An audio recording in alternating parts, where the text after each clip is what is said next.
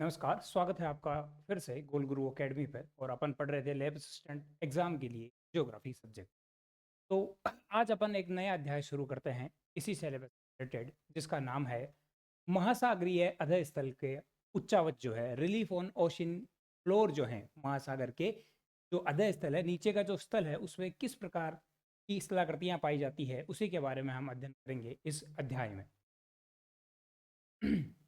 तो पहले अपन परिचय देख लेते हैं पाठ का थोड़ा सा। जल जीवन का आधार है। पृथ्वी एकमात्र ऐसा ग्रह है जहाँ पर जो है सीमित मात्रा में, ये जहाँ अपने को जितनी मात्रा में पानी चाहिए उतनी मात्रा में पृथ्वी ग्रह पर जो है पानी उपलब्ध है। और इस पानी की उपलब्धता के कारण ही पृथ्वी को जो है नीला ग्रह बोला जाता है, ब्लू प्लेनेट जो है वो बोला जाता है पृथ्वी को। हमारे सौरमंडल में जल एक दुर्लभ पदार्थ है, क्योंकि अन्य ग्रहों पर जल उपलब्ध नहीं है। इस कारण जीवन जो संभव हो पाया है सौरमंडल पर, वह पृथ्वी पर ही हो पाया है जल की उपलब्धता के कारण। अब अपन देखते हैं जलीय चक्र। जलीय चक्र क्या है? जलीय चक्र एक चक्रीय संसाधन है जल, जिसका बार बार उपयोग में लाया जा सकता है और यह चक्र के रूप में कार्य करता है। महासागरों से धरातल पर आता है, पुनः महासागरों में पहुंचता है। यह चक्र करोड़ों वर्षों से कार्यरत है और सभी जीवों के लिए आवश्यक है। अब अपन देखते हैं कि पृथ्वी पर जल का वितरण किस हिसाब से है।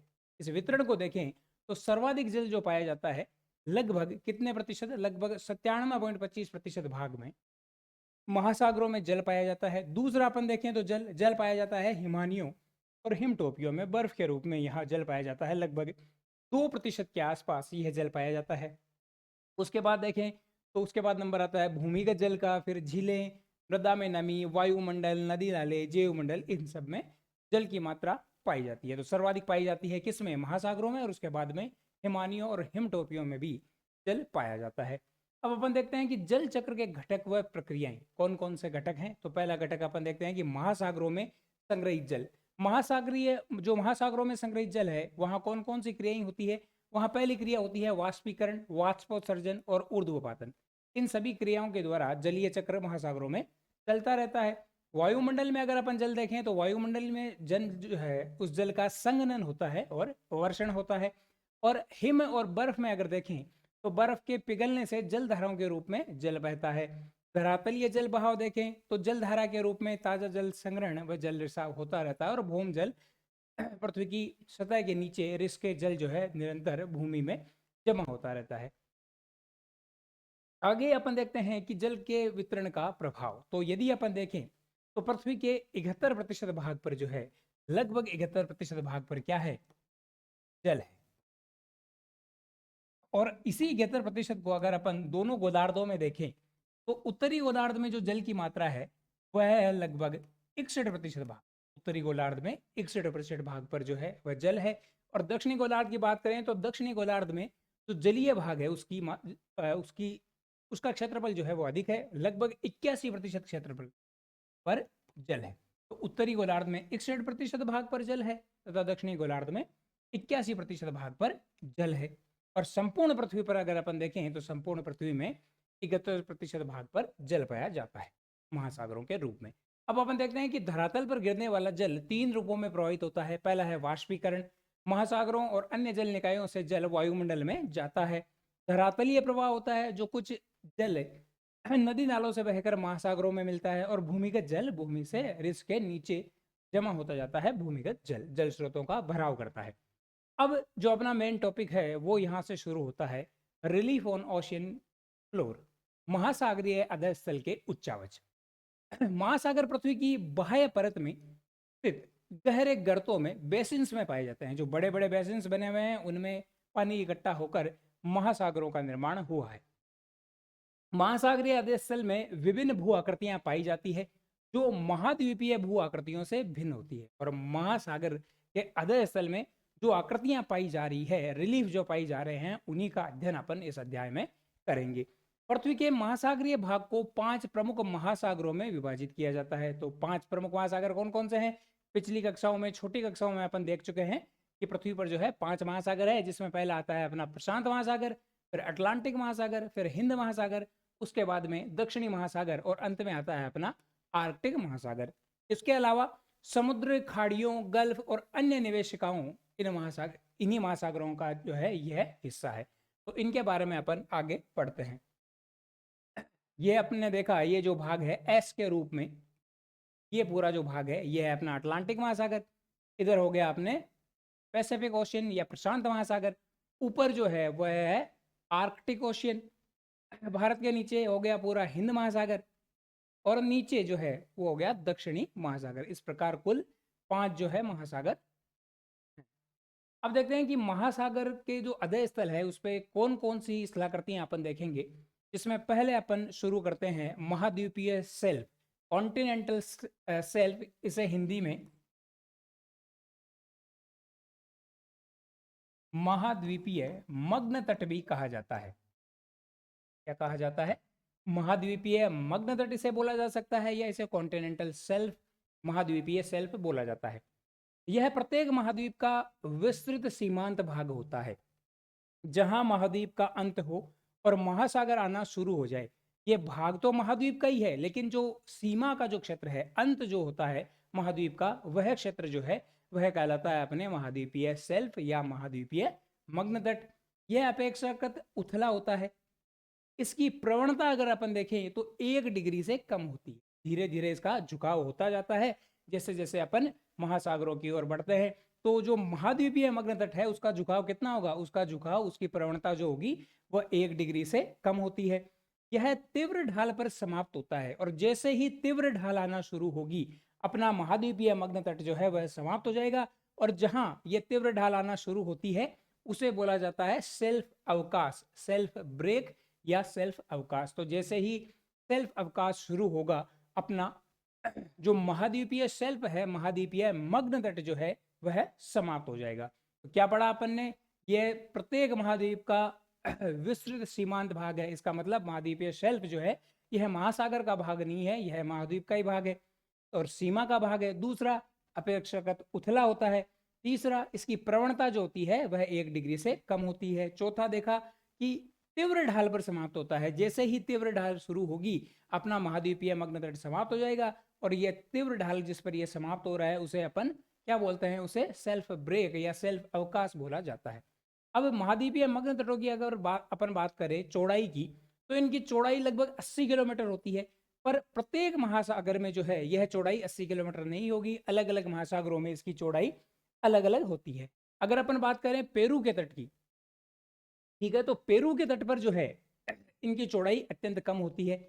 और बात करें साइबेरिया सेल्फ की, ऊपर उत्तर में जो साइबेरिया का क्षेत्र है वहां महाद्वीपीय मग्न तट जो होते हैं, महाद्वीपीय शेल्फ जो होते हैं, उनकी चौड़ाई सर्वाधिक है। और यहाँ महाद्वीपीय मग्न तटों की चौड़ाई कितनी है? यहाँ महाद्वीपीय मग्न तटों की चौड़ाई 1500 किलोमीटर से भी अधिक है।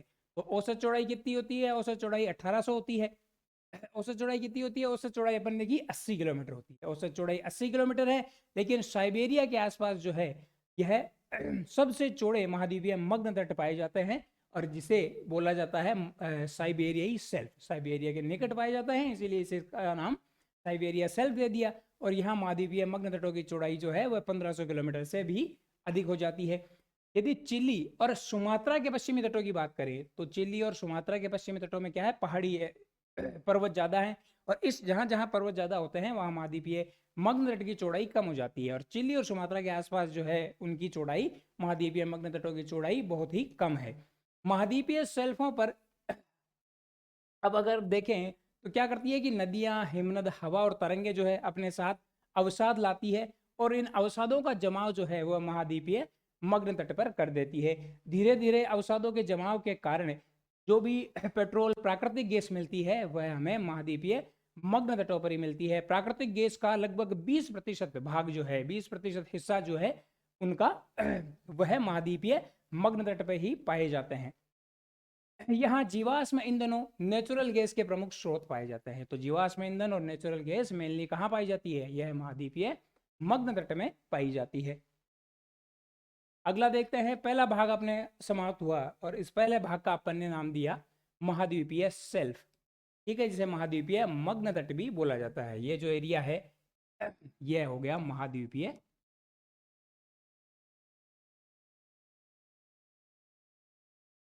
मग्न तट।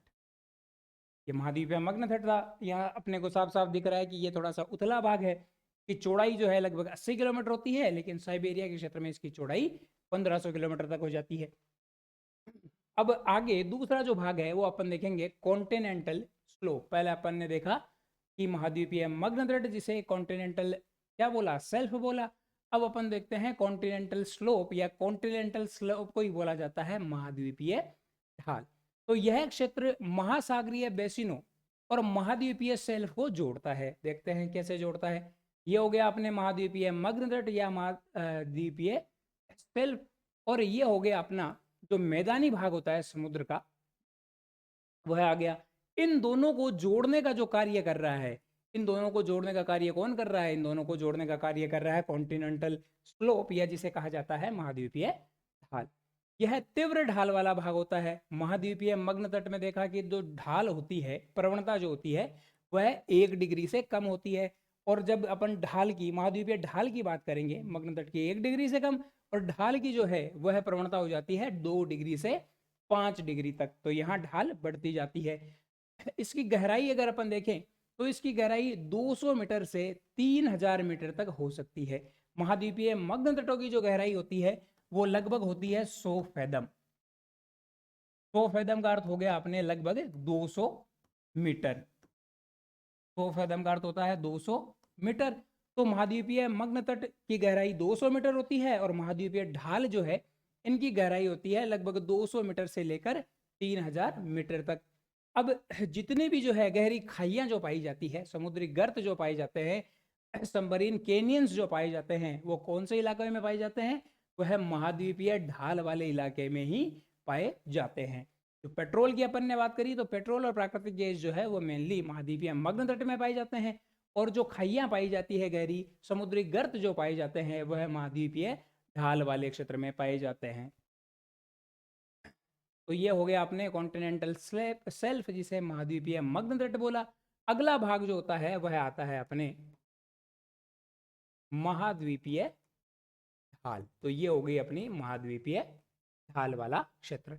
अब महाद्वीपीय ढाल और जो समुद्री मैदान शुरू होते हैं उनके बीच में कॉन्टिनेंटल राइज भी पाया जाता है। लगभग 3000 मीटर से अधिक गहराई इसकी होती है, और ढाल जो होती है यहाँ धीरे धीरे कम होती जाती है, और जो उच्चावच जो है समुद्र के अधः स्थल पर, वो उच्चावच भी धीरे धीरे कम होकर यह भाग जो है वह समुद्री मैदानों में विलीन हो जाते हैं। तो यहाँ पे समतल भूमि आना जो है स्टार्ट हो जाती है। कौन से एरिया में? कॉन्टिनेंटल राइज वाले एरिया में। अब अगला भाग जो आएगा, इससे अगला जो भाग है, जो मैदानी भाग जो शुरू हो रहा है वह आता है, और जिसका नाम है गहरे समुद्री मैदान, या इन्हें बोला जाता है अबिस्मल प्लेन। पहला था महाद्वीपीय मग्न तट, फिर अपन ने देखा महाद्वीपीय ढाल, और अब जो तीसरा भाग है उसे बोल रहे हैं अपन गहरे समुद्री मैदान या अबिस्मल प्लेन्स। अबिस्मल प्लेन्स में अपन देखेंगे कि यह महासागरीय बेसिन का सबसे समतल भाग होता है। यह जो भी ऊंचावच है वह धीरे धीरे समतल होने लग जाते हैं, और मैदान के रूप में क्षेत्र बन जाता है महाद्वीपों के अधस्थल पर। यह पृथ्वी का सबसे चिकना और समतल क्षेत्र है। यहाँ उच्चावच बिल्कुल नगण्य होने लग जाते हैं, इसीलिए यह पृथ्वी का सबसे चिकना और समतल क्षेत्र होता है। इसकी गहराई जो है वह 3000 से 6000 मीटर तक होती है। कितनी होती है? पहले अपन ने देखा मग्न तट लगभग 100 फैदम, उसके बाद में 200 मीटर से 3000 मीटर तक है अपनी महाद्वीपीय ढाल, और जो गहरे मैदान होते हैं वह 3000 मीटर से 6000 मीटर की गहराई तक स्थित होते हैं। यहाँ महीन तल छटी अवसाद पाए जाते हैं। यहाँ पे जो भी डिपोजिशन जो होता है, अवसाद जो होते हैं, वो अत्यंत महीन होने लग जाते हैं। इनके जो कण होते हैं वो बहुत ही बारीक होने लग जाते हैं, और ये बारीक कणों में आते हैं क्ले और सिल्ट। अब अगर आगे देखें तो आगे का पार्ट आता है कि महासागरीय गर्त जो है, ओशनिक ट्रेंचेज जो है, इन ओशनिक ट्रेंचेज के बारे में अगर आगे अपन प्लेट विवर्तनिकी चैप्टर में जो है वह विस्तृत अध्ययन करेंगे।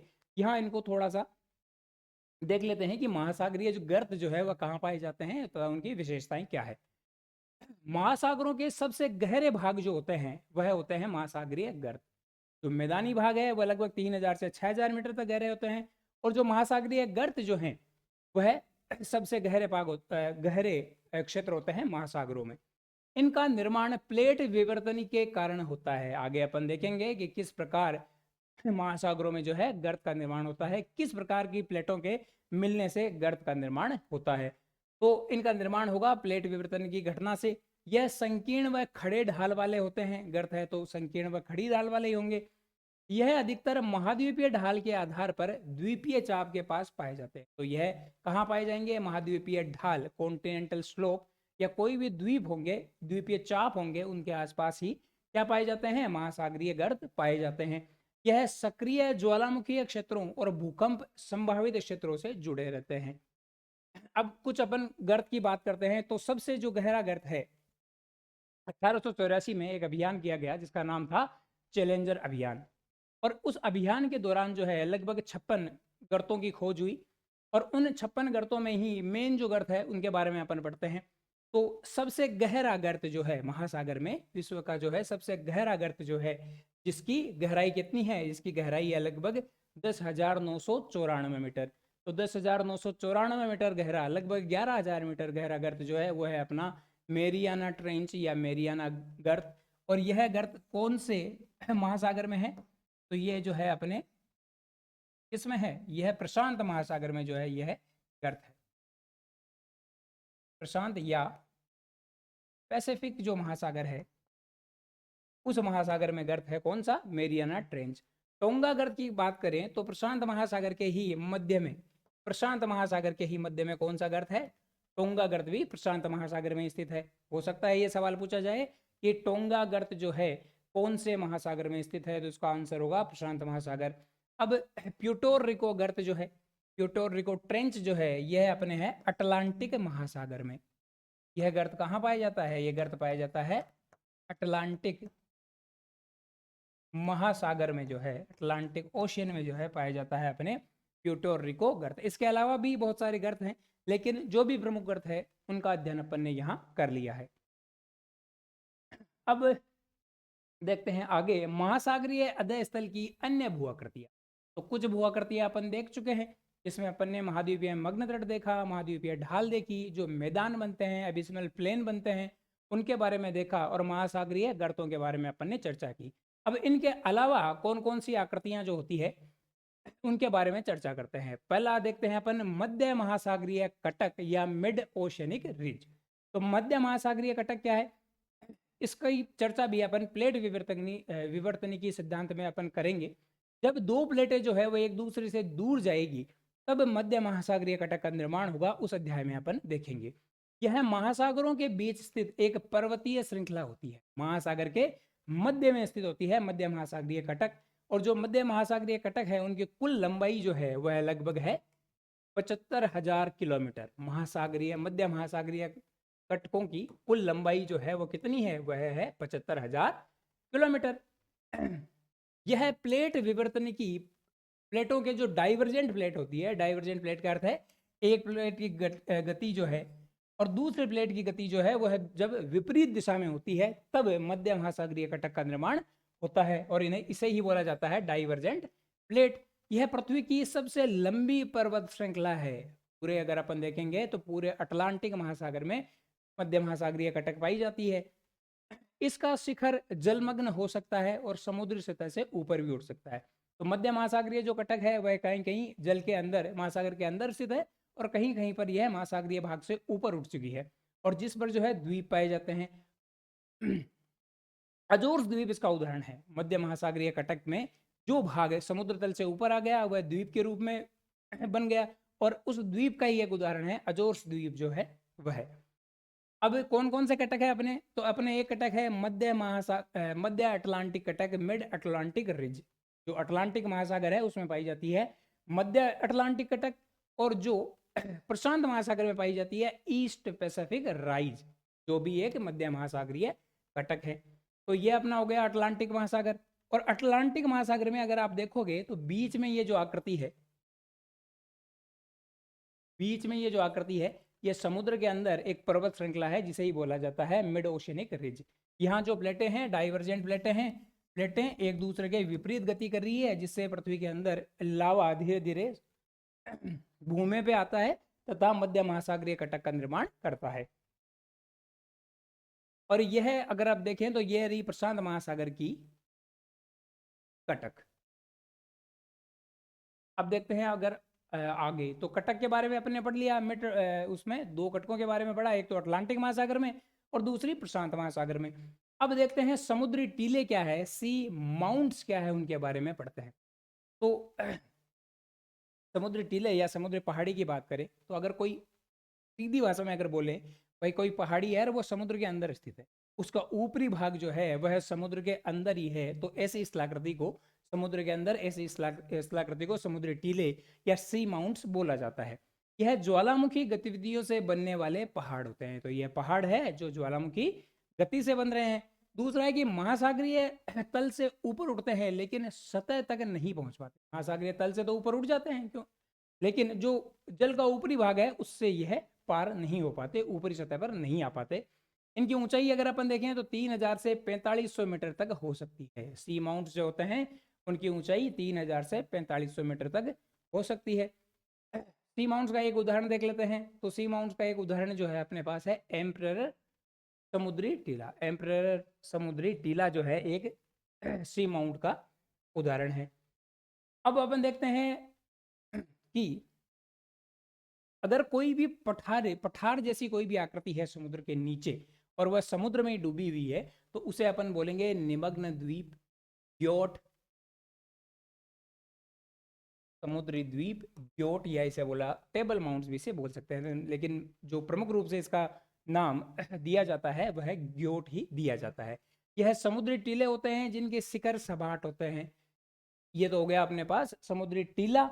और यदि इसका शिखर जो है यह सपाट हो जाए, ऊपर का भाग जो है यह अगर सपाट हो जाए, तो ऐसी स्थलाकृति को ही बोला जाता है ग्योट। यह पूर्व में जो है वह द्वीप हुआ करते थे, लेकिन समुद्र के कटाव और अवसादों के कारण यह जलमग्न हो गए। तो जलमग्न जो भी पठारी रूपी आकृति है उसे ही अपन बोलेंगे ग्योट। अब सबमरीन कैनियंस, सबमरीन खाइयां जो है महासागरीय तल में पाई जाने वाली गहरी खाइयां होती है। कई बार यह महाद्वीपीय शेल्फ को काटती है। तो जो फेमस खाई है वो अपन देख सकते हैं कि हडसन कैनियन जो है, हडसन कैनियन जो है ये अटलांटिक महासागर में पाई जाने वाली एक खाई, समुद्र के अंदर पाई जाने वाली खाई है। तो ये अपने पास था, ये जो है अपने जल का स्तर है ऊपर का। ये जो पर्वत नुमा जो भी संरचना बनी इसे अपन ने बोल दिया सी माउंट। उसके बाद में अपन ने देखा ग्योट, ये हो गया ग्योट, लेकिन पठार जैसा भाग है, ऊपरी भाग जो है यह नुकीला नहीं है, पर्वत के समान नहीं है, समतल भाग है ऊपरी भाग।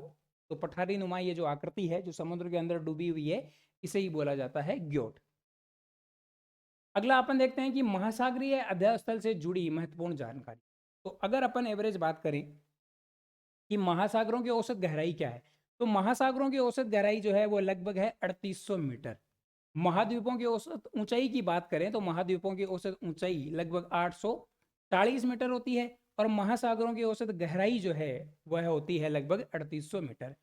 इस ऊंचाई को, महाद्वीपों की ऊंचाई और महासागरीय जो गहराई होती है उसे उच्चतादर्शी वक्र के द्वारा दर्शाया जाता है। उच्चतादर्शी वक्र के द्वारा महासागरों की गहराई और महाद्वीपों की ऊंचाई को दर्शाया जाता है।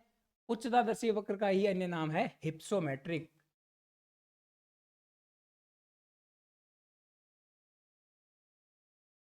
हिप्सोमेट्रिक कर्व, उच्चतादर्शी वक्र या हिप्सोमेट्रिक कर्व के द्वारा महासागरों की गहराई और महाद्वीपों की ऊंचाई को दर्शाया जाता है।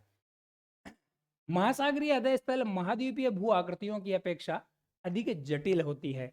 महासागरों की तली में सबसे ऊंची पर्वत श्रृंखलाएं और सबसे गहरे गर्त और सबसे बड़े मैदान पाए जाते हैं। अब अगर अपन देखें कि महासागरीय अध्यय स्थल की भू आकृतियां 3 प्रक्रियाओं से बनी है, या तो ये बनेगी विवर्तनिकीय से, टेक्टोनिक हलचलों के कारण, या बनेगी ज्वालामुखीय प्रक्रिया के द्वारा, या फिर डेपोजिशन होकर किसी महासागरीय अध्यय स्थल की आकृति का निर्माण होगा। अब ये अपन ने पढ़ ली जो भी आकृतियां थी, जो भी स्थलाकृतियां थी महाद्वीप महासागरों के अंदर। अब अपन पढ़ते हैं महासागर का तापमान। तो पहले अपन देखते हैं कि तापमान सीमा, महासागर का जो तापमान होता है वह लगभग -5 से 33 डिग्री सेंटीग्रेड तक होता है।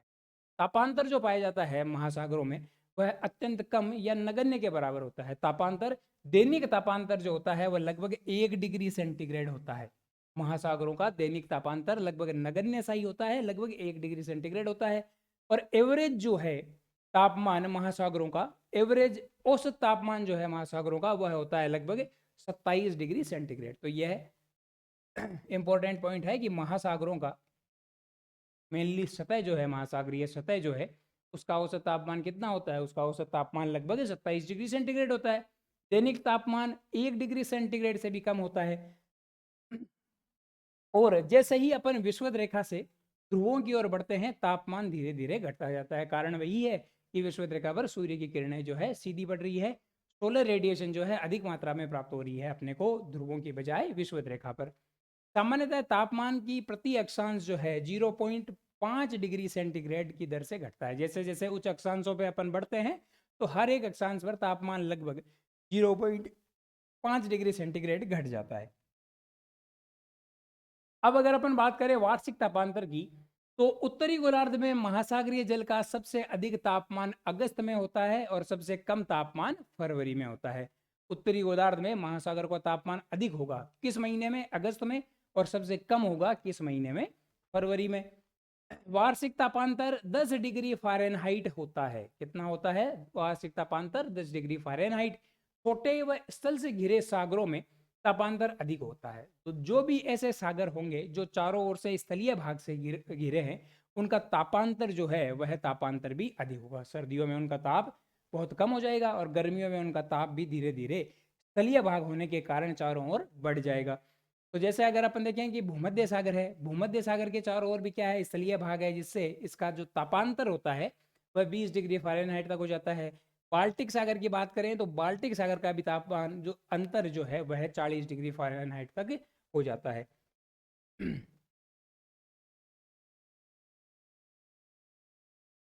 आगे अपन देखें कि विभिन्न महासागरों में तापांतर कितना है। अटलांटिक महासागर में प्रशांत महासागर की तुलना में अधिक तापांतर पाया जाता है, क्योंकि अटलांटिक महासागर जो है प्रशांत महासागर की तुलना में आकार उसका छोटा है, इसीलिए उसका तापमान का अंतर भी जो है अधिक पाया जाएगा अटलांटिक महासागर में।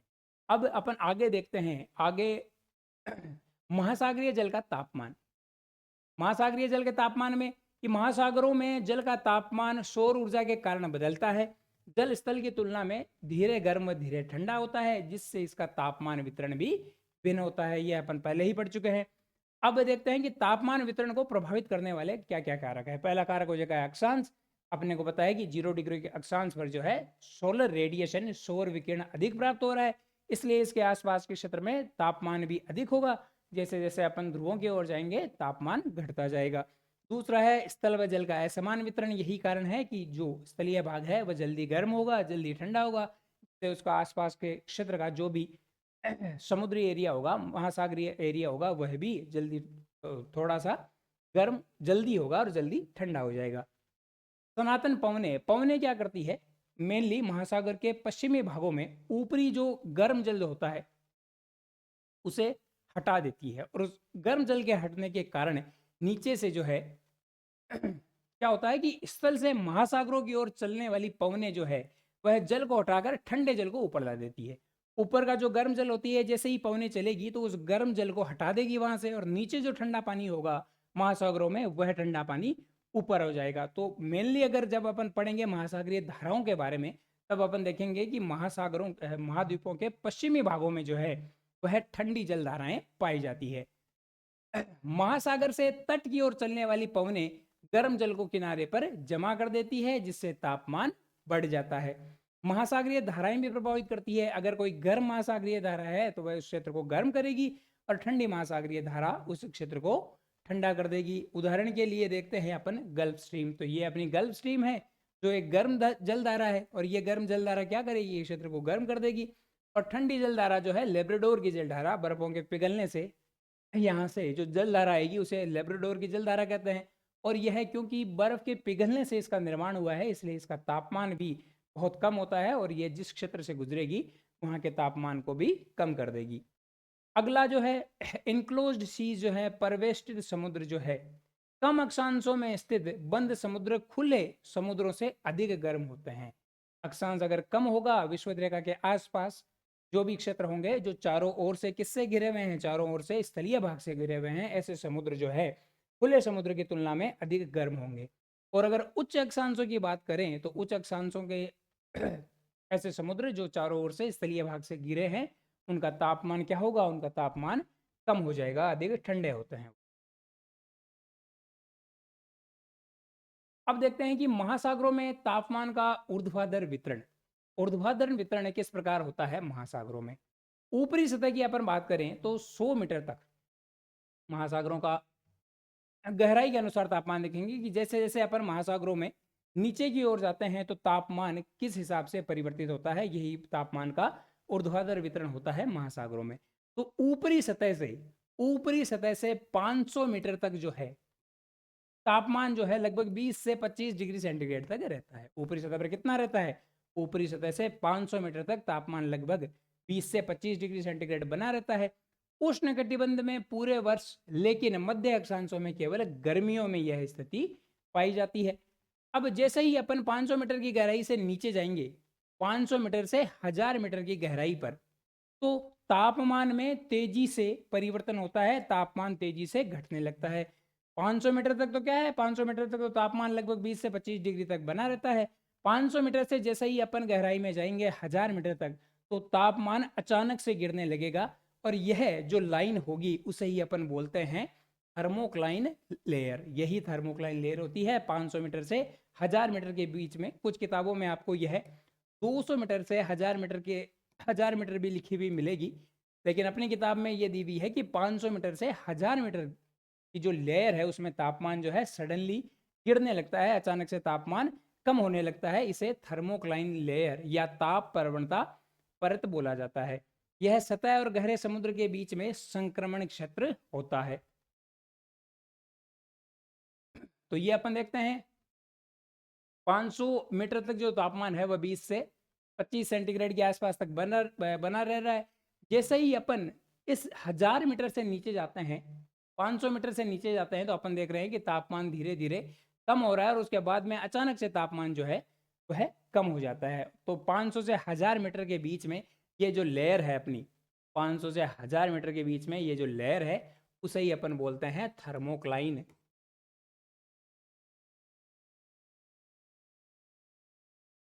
परत, या थर्मोक्लाइन से लेयर भी बोला जा सकता है। थर्मोक्लाइन परत कितनी होती है? 500 मीटर से 1000 मीटर के बीच में। क्या है थर्मोक्लाइन लेयर? कि इस परत के बाद में समुद्रों का तापमान अचानक से गिरने लगता है, कम होने लगता है। आगे देखें कि जो इससे नीचे की गहराई में क्या स्थिति होती है, गहरी परत में क्या स्थिति होती है। महासागर की तली तक अगर देखें तो यह अत्यंत ठंडी होती है, तापमान लगभग 0 डिग्री सेंटीग्रेड तक पहुंच जाता है। आर्कटिक और अंटार्कटिक क्षेत्रों में यह परत सतह से ही शुरू हो जाती है। आर्कटिक और अंटार्कटिक के क्षेत्र में जो है बर्फीले एरिया है, सोलर विकिरण कम प्राप्त होती है, इसलिए यह लेयर जो है ये जल्दी ही शुरू हो जाती है। गहरी परत जो है तापमान, समुद्र का तापमान 0 डिग्री सेंटीग्रेड हो जाता है। अब महासागरों की सतह का तापमान वितरण अगर अपन देखें, अक्षांशों के अनुसार वितरण देखें, तो अपने को पता है कि महासागर का जो औसत तापमान होता है वह कितना होता है? वह होता है 27 डिग्री सेंटीग्रेड के आसपास, और दैनिक तापांतर जो है महासागरों का वह अत्यंत कम होता है, लगभग 1 डिग्री सेंटीग्रेड के आसपास। अक्षांशों के साथ तापमान में परिवर्तन देखें तो 20 डिग्री अक्षांश तक जो है तापमान बना रहता है, लगभग 22 डिग्री सेंटीग्रेड तक। जैसे ही अपन ऊपर जाएंगे तो तापमान कम होगा। 40 डिग्री अक्षांश तक तापमान जो है महासागरों का वह हो जाता है 14 डिग्री सेंटीग्रेड के आसपास, और ध्रुवों के पास यह लगभग 0 डिग्री सेंटीग्रेड तक पहुंच जाता है। जैसे जैसे अपन ऊपर की ओर जा रहे हैं, अक्षांश बढ़ते जा रहे हैं, तापमान कम होता जा रहा है महासागरों का। उत्तरी गोलार्ध में महासागर दक्षिणी गोलार्ध की तुलना में अधिक गर्म होते हैं। उच्चतम तापमान विषुवत व्रत जो है इक्वेटर के आसपास नहीं, बल्कि उससे थोड़ा उत्तर की ओर जो है उपोष्ण कटिबंधीय क्षेत्रों की ओर पाया जाता है। उत्तरी गोलार्ध का औसत वार्षिक तापमान 19 डिग्री सेंटीग्रेड, जबकि दक्षिणी गोलार्ध का वार्षिक औसत तापमान जो है वह लगभग 16 डिग्री सेंटीग्रेड होता है। उत्तरी गोलार्ध का तापमान दक्षिणी गोलार्ध की तुलना में थोड़ा अधिक होता है, तलीय भाग अधिक होने के कारण। अब अपन देखते हैं कि गहराई के साथ तापमान परिवर्तन। ये अपन देख चुके हैं, गहराई के साथ तापमान परिवर्तन ये है कि 200 मीटर से नीचे तापमान जो है वह अचानक से गिरने लगता है, जिसे अपन क्या बोलते हैं, जिसे थर्मोक्लाइन बोला जाता है। और यही अपन ने देखा था तापमान के ऊर्ध्वाधर वितरण में। अब देखते हैं कि महासागर की लवणता क्या है। पहले अपन देखते हैं कि लवणता क्या होती है, सागरीय महासागरीय लवणता क्या होती है। कि सागरीय जल में घुले हुए पदार्थों का भार, सागरीय जल में कौन कौन से पदार्थ घुले घुले हुए हैं तथा जल का कुल भार। सागरीय जल है, उसमें घुले हुए पदार्थ क्या क्या हैं और जल की मात्रा कितनी है, इसी का अनुपात जो है वही होता है सागरीय जल की लवणता या सैलिनिटी ऑफ ओशियन।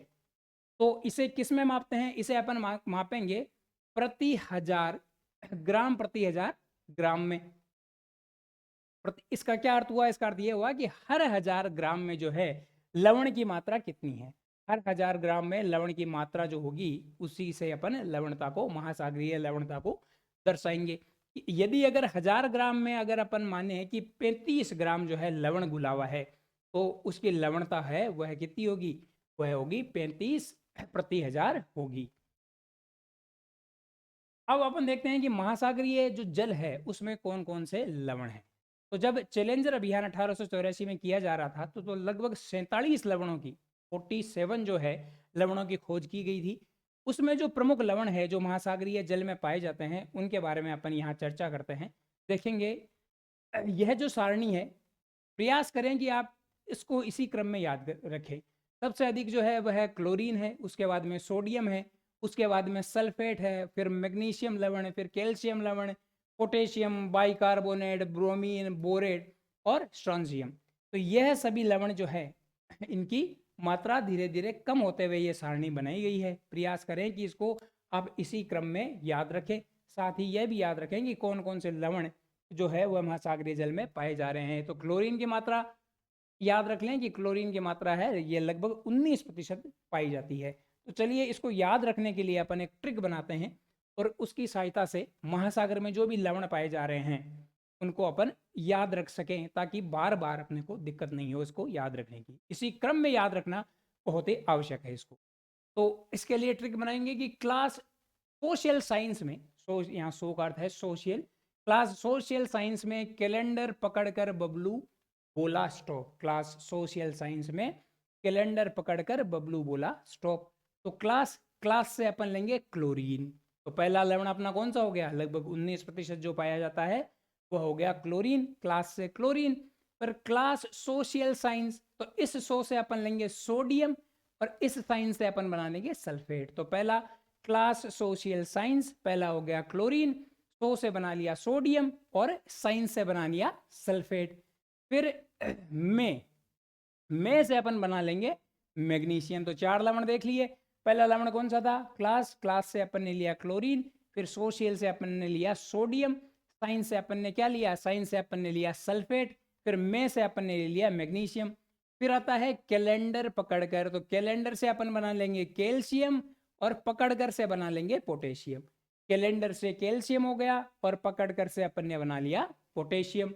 फिर कर, तो अगर अपन देखें कि कार्बोनेट, तो यहां कार या कर शब्द थोड़ा आ रहा है तो इससे अपन बना लेंगे बाइकार्बोनेट।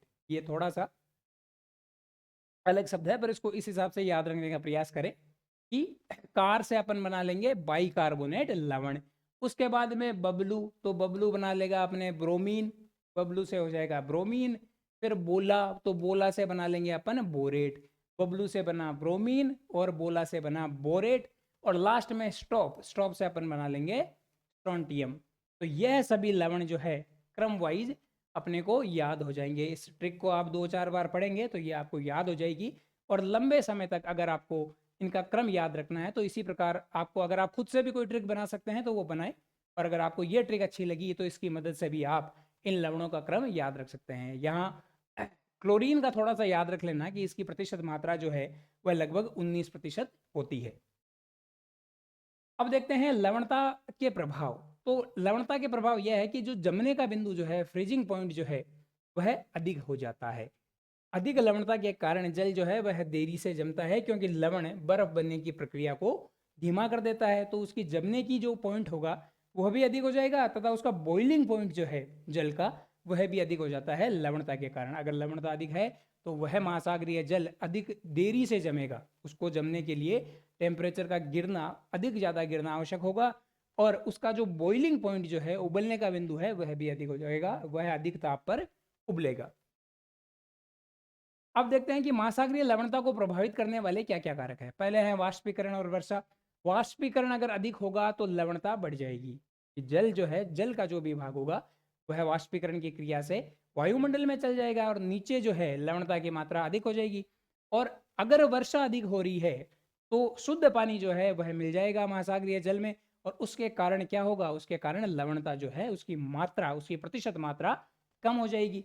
नदियों का जल अगर समुद्री भाग में गिरेगा तो लवणता को यह कम कर देता है। बर्फ का जमना और पिघलना।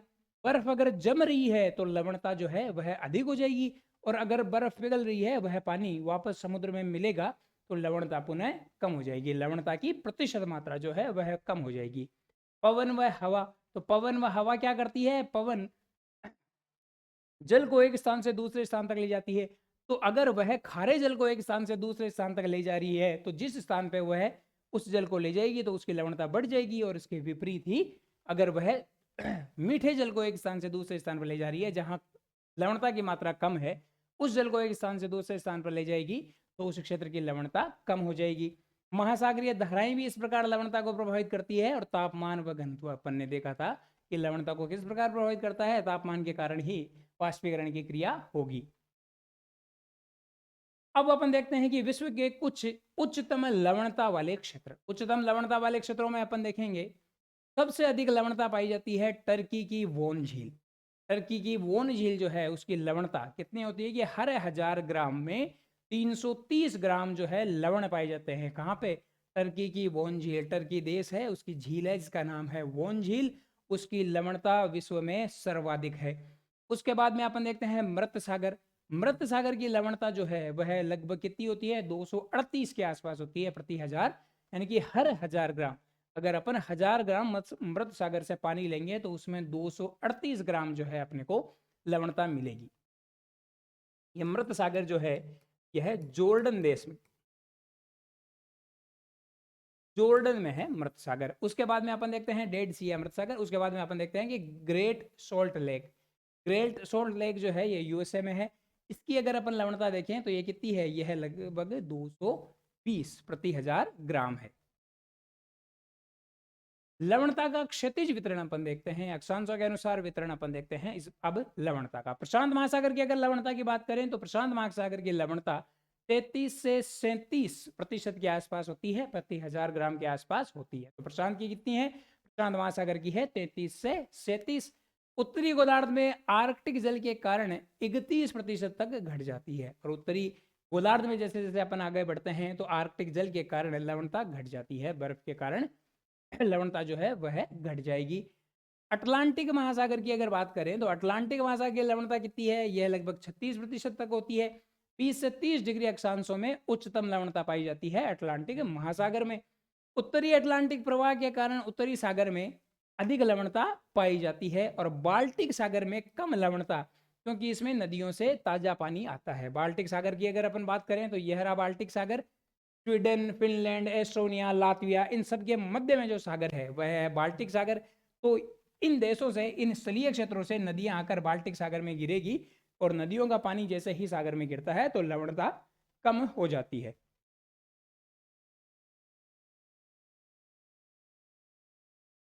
अब अगर बात करें हिंद महासागर की तो हिंद महासागर की औसत लवणता कितनी है? हिंद महासागर की औसत लवणता है 35 प्रति हजार ग्राम। बंगाल की खाड़ी में क्या होता है कि बंगाल की खाड़ी में गंगा व इसकी सहायक नदियां जो है उनका पानी जाकर बंगाल की खाड़ी में गिरेगा, तो जैसे ही नदी का पानी समुद्र में गिरेगा तो लवणता को वह कम कर देगा। और अरब सागर की बात करें तो अरब सागर वाले एरिया में क्या होता है कि वाष्पीकरण अधिक होता है, और वाष्पीकरण अधिक होगा तो लवणता भी अधिक हो जाएगी। अन्य क्षेत्र की विशेषताएं देखें तो लाल सागर जो है चारों ओर से स्थल से घिरा होने के कारण 41 प्रति हजार ग्राम तक लाल सागर की जो है लवणता पाई जाती है। भूमध्य सागर के आसपास उच्च वाष्पीकरण होता है जिसके कारण इसकी लवणता भी उच्च पाई जाती है। काला सागर की बात करें तो काला सागर नदियों का ताजा जल मिलने के कारण काला सागर की लवणता जो है वह कम होती है, चारों ओर से वह स्थलीय भाग से घिरा है, और गर्म व शुष्क क्षेत्रों में 70% तक लवणता हो सकती है। तो ये हो गया अपना ब्लैक सी। यूक्रेन के जस्ट नीचे रशिया के पास में इन देशों के बीच में जो सागर है वह अपना है ब्लैक सी या काला सागर। मैप में देख सकते हैं ये हो गई अपने जिब्राल्टर जल संधि। उसके बाद में ये आ गया अपना मेडिटेरेनियन सी, ये भूमध्य सागर।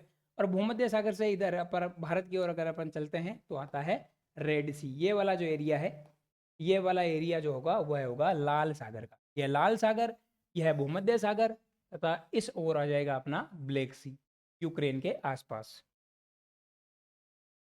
लवणता का ऊर्ध्वाधर वितरण आप देखते हैं कि सतह की लवणता वाष्पीकरण, वर्षा और नदियों के जल के कारण बदलती रहती है। वाष्पीकरण की क्रिया हो रही है सतह पर, नदियों से जल आके मिल रहा है, तो उसके कारण सतह की लवणता चेंज होती जाती है वर्ष भर में। तराई में लवणता लगभग स्थिर रहती है क्योंकि वहां पानी का ह्रास या नमक की वृद्धि नहीं होती है। नीचे जैसे जैसे जाएंगे तो लवणता में अधिक चेंज नहीं होगा।